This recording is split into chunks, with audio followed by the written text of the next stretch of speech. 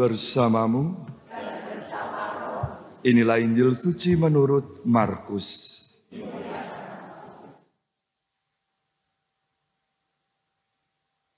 Sekali peristiwa Herodes menyuruh orang menangkap Yohanes dan membelenggunya di dalam penjara berhubung dengan peristiwa Herodias, yakni Herodes telah memperistri Herodias, istri Filipus saudaranya.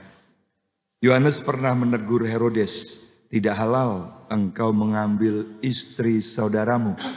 Karena kata-kata itu, Herodias menaruh dendam kepada Yohanes dan bermaksud membunuh dia. Tetapi tidak dapat, sebab Herodes segan terhadap Yohanes.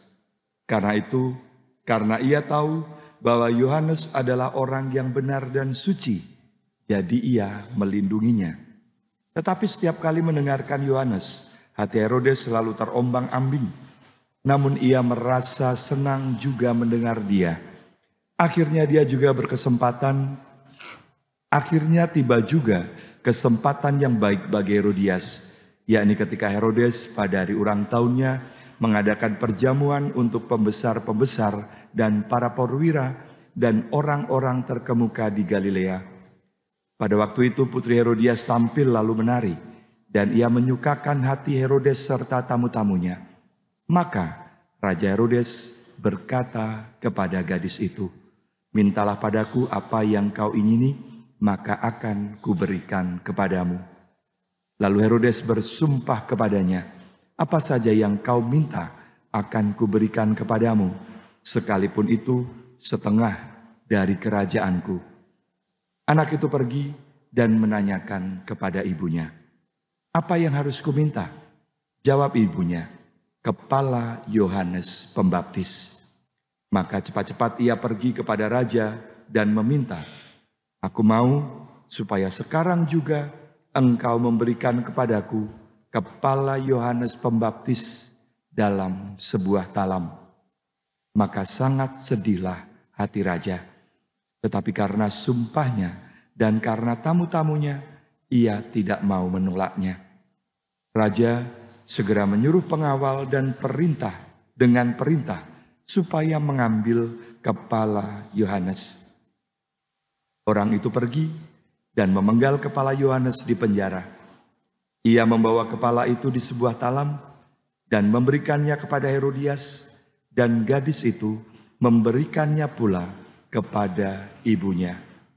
Ketika murid-murid Yohanes mendengar hal itu, mereka datang dan mengambil mayatnya, lalu membaringkannya dalam kubur.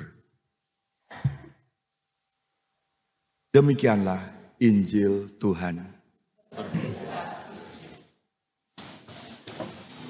Saudara-saudari yang terkasih, ketika kita mendengar kisah Herodes terhadap Yohanes Pembaptis ini, satu hal yang bisa kita bawa, kita letakkan di dalam diri kita. Hati-hati dengan yang kita katakan. Apalagi hati-hati dengan janji-janji kita. Janji itu harus ditepati. Jadi jangan mudah untuk mengucapkan janji. Kata-kata kita kadang-kadang juga menjadi harimau bagi kita yang akan memakan kita sendiri. Maka berhati-hati jugalah dengan kata-kata kita. Jadikanlah kata-kata kita menjadi berkat untuk orang lain. Jadikanlah kata-kata kita menjadi kata-kata yang baik yang membahagiakan orang lain. Dan jadikanlah kata-kata kita menjadi kata-kata yang kita gunakan untuk memuliakan Tuhan dalam kehidupan kita sehari-hari. Kemuliaan kepada Bapa, Putra, dan Roh Kudus.